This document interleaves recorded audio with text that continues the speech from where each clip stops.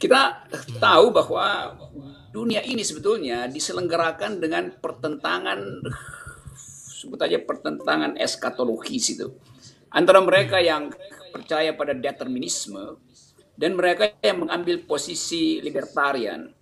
Determinisme selalu ingin mengembalikan destinasi manusia itu melalui ajaran kitab suci itu. Nah, karena itu kitab suci dianggap sebagai sesuatu yang final dan tidak boleh ditafsirkan itu. Tetapi di dalam perkembangan teologi, apalagi teologi Christianity, kita tahu bahwa banyak problem yang sebetulnya timbul dari perselisihan interpretasi tentang hubungan antara negara, gereja, dan individu itu. Jadi kompleksitas itu yang eh, mempengaruhi cara berpikir kita dalam menanggapi isu-isu semacam LGBT atau universal religion segala macam. Nah, saya mau lihat itu dari segi itu aja tuh supaya ada percakapan. Kita tahu bahwa saya menerangkan ini bukan dari perspektif agama, tapi dari perspektif sejarah dan filosofi itu. Kita tahu bahwa kitab suci itu, Bible juga itu ditulis tidak satu kali jadi. Ditulis dalam Hmm. rentang waktu yang mungkin 1.500 tahun baru selesai itu. Bahkan Ya, surat benar. terakhir yang diedit di dalam Bible itu baru baru dibuat kira-kira 100 sampai 150 tahun setelah kematian Kristus itu. Jadi di dalam jeda itu pasti ada problem sosiologi yang hendak diumpankan untuk mendapat tanggapan secara teologis gitu. Termasuk Hmm. soal yang sekarang kita bicarakan itu. Jadi kalau Ya. kita ambil perspektif sosiologi, kita akan tahu bahwa ada ongoing interpretation, ada hermeneutics yang bekerja, ada semiotik yang diaktifkan oleh persaingan politik. Sebetulnya itu dasarnya. Nah, misalnya coba kalau kita ikuti misalnya sejarah perkembangan agama di Eropa, kan agama Kristen pernah menduduki posisi dominan bukan karena ajarannya, tetapi karena di backup oleh politik. Kita tahu Hmm. Betul. abad-abad 2-3 itu Roma dipimpin oleh raja yang namanya Konstantin. Dan Ya. Raja Konstantinlah yang menjadikan agama Kristen sebagai agama resmi negara itu. Ya. Kan Christianity justru diuntungkan karena politik membackup Christianity pada waktu itu. Bayangkan kalau rajanya bukan Konstantin misalnya tuh. Tetapi kita juga tahu bahwa problem itu kemudian ditanggapi oleh para pemikir agama, pemikir gereja terutama. Jadi saya masih ingat saya belajar tentang filsafat Agustin, filsafat Thomas Aquinas, filsafat Boethius yang berupaya untuk memberi tafsir bahwa nggak ada soal sebetulnya agama itu berdampingan dengan negara. Memang nggak ada soal karena dicarikan keterangannya itu. Bukunya Agustin yang judulnya apa namanya Civita Deo, The City of God, dipakai untuk menerangkan bahwa menjadi warga negara tidak bertentangan dengan menjadi warga Kristen. Kan itu soalnya kan. Kalau kita baca dari perspektif sekarang, ya memang nggak bertentangan karena rajanya memang mewajibkan semua orang beragama Kristen. Dan itu berlangsung 1.000 tahun itu keputusan dari Konstantin kan. Kita mau lihat latar belakang itu untuk menilai apakah perspektif yang sekarang ini diedarkan, yaitu humanitarian, junto human rights minus faith, itu tumbuh karena perkembangan politik atau karena doktrinya berubah itu. Kalau soal doktrin, gereja Katolik saya baca doktrinnya menjadi agak libertarian. Itu paling tidak melarang orang untuk bersikap LGBT gitu. Jadi saya bacanya seperti itu. Tetapi PBB tentu punya doktrin lain. Kalau saya mau bikin semacam benefit of the doubt supaya agak fair, dari awal Persatuan Bangsa-Bangsa itu tidak memasukkan soal doktrin agama ke dalam protokol-protokol, mulai dari Declaration of Human Rights. Yang ada adalah peran agama, bukan doktrinnya tuh. Jadi tentu saja PBB akan pakai deklarasi itu sebagai ukuran apakah kebebasan manusia menjadi lebih terjamin atau menjadi memburuk di dalam komunitas agama.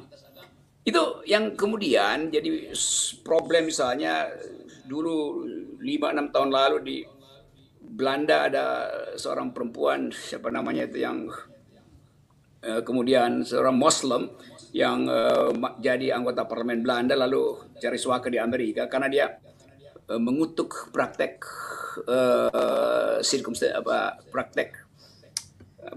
praktek sunat perempuan Sunat, circumcision. di Somalia itu. Siapa namanya itu? Ya, saya baca banyak dulu waktu itu. Nah, soal-soal semacam itu yang membuat orang merasa bahwa kalau negara ikut mengatur soal-soal pilihan individu, entah dia mau jadi homoseks, dia mau jadi lesbian, segala macam itu artinya negara ikut campur di dalam urusan akhirat. Seolah-olah negara tahu bahwa orang yang memilih LGBT dia akan masuk neraka itu. Kan itu pikiran yang harus kita hormati karena perkembangan sejarah menunjukkan bahwa agama berkali-kali melakukan persekusi terhadap individu tanpa alasan rasional gitu. Kita masih ingat ketika 300.000 perempuan di Eropa itu dibakar hidup-hidup atau dianiaya hanya karena dia dianggap sesat, melakukan aktivitas yang dicurigai sebagai persekutuan dengan setan. Itu perburuan nenek sihir, itu witchcraft itu. Kan itu menyebabkan perempuan itu sampai sekarang itu menghina perempuan di Eropa itu delik. Karena ada past event itu bahwa perempuan dianiaya hanya karena dia dianggap single dan tidak pernah keluar rumah. Itu berarti dia sedang bersekutu dengan setan, dengan iblis.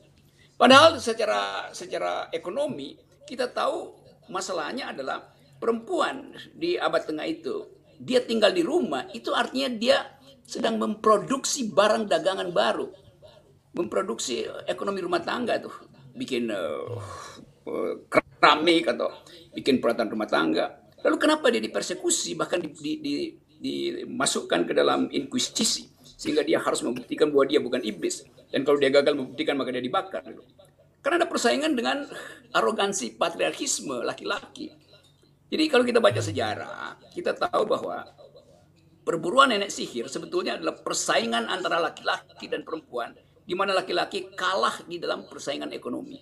Produk laki-laki tidak laku di pasar, produk perempuan laku di pasar. Karena itu laki-laki mengadu pada gereja, dan gereja menetapkan bahwa perempuan yang memproduksi sesuatu di rumahnya itu artinya sedang bersekutu dengan iblis. Dan kita orang-orang yang berakal sekarang tahu bahwa itu adalah sentimen yang disebut sentimen gender, sentimen yang menganggap bahwa perempuan tidak boleh ada di ruang publik karena pasar itu, politik itu adalah public sphere.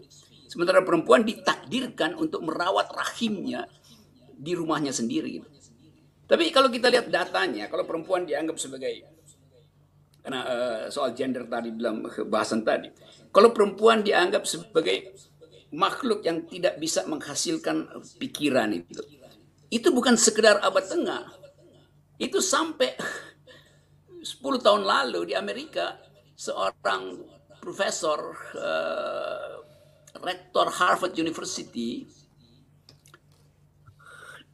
membuli seorang perempuan yang dianggap tidak bisa jadi profesor matematik karena perempuan tidak bisa melakukan perhitungan algoritma itu.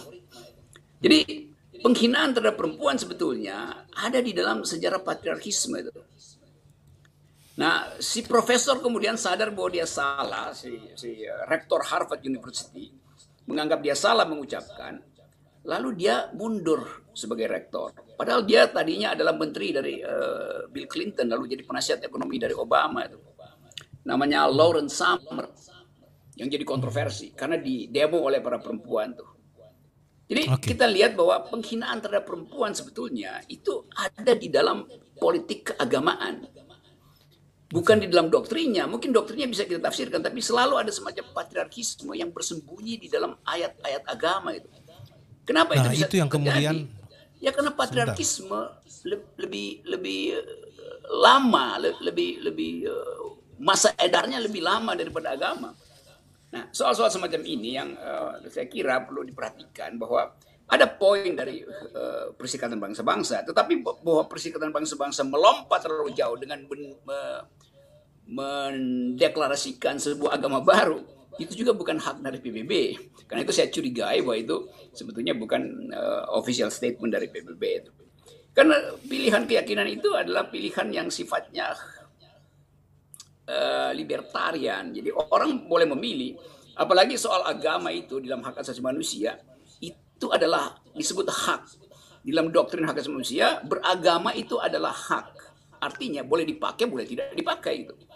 Nah sekarang kalau PBB membatalkan sifat hak dari religi itu artinya dia juga membatalkan prinsip-prinsip dasar dari hak asasi manusia.